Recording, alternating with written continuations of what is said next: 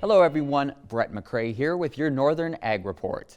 Last week it was big news when the Supreme Court ruled against EPA, finding in favor of Idaho landowners in a case pertaining to the Clean Water Act and federal jurisdiction over water features. In a unanimous 9-0 decision, the Supreme Court found that EPA had overreached in its jurisdiction and limited its power over certain waters, finding that a continuous surface connection must be present between a navigable body of water and another feature for it to be under federal authority.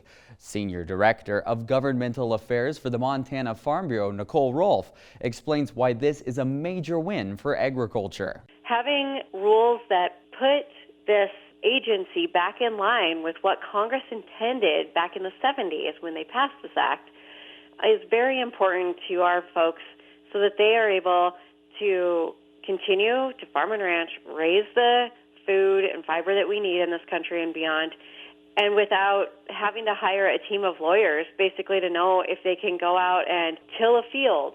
This decision also determines that the significant nexus test, for which is the basis of the Biden administration's recent WOTUS rule, is government overreach and cannot be used to define a water of the U.S.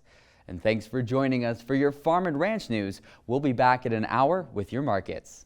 We asked Montana farmer Walt Sales about the challenges of mental health in agriculture.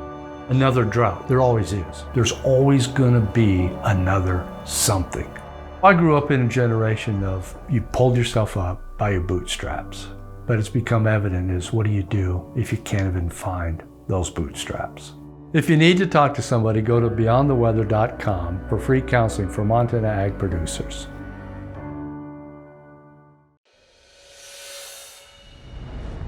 Hello everyone, Brett McCrae back with more ag news and your markets.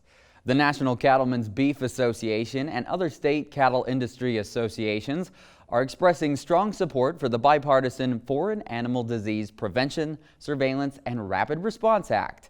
The legislation provides additional funding for 3 important animal health programs established through the 2018 Farm Bill, including the National Animal Vaccine and Veterinary Countermeasures Bank, the Animal Disease Preparedness and Response Program, and the National Animal Health Laboratory Network.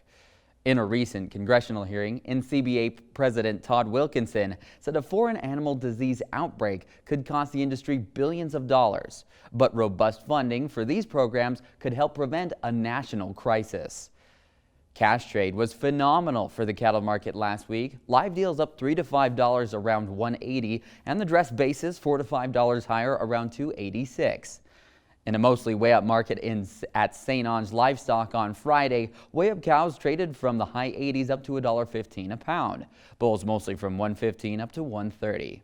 At the sheep yards in Newell Thursday, slaughter ewes up 3 to 5 cents from 42 to 58. And grain and soybean markets were victims of massive selling trends to begin the shortened week. The stock market continues to waver thanks to the uncertainty of the debt ceiling issue, while the weather forecast is very bearish for wheat. That's all for your Ag Report. Have a great day.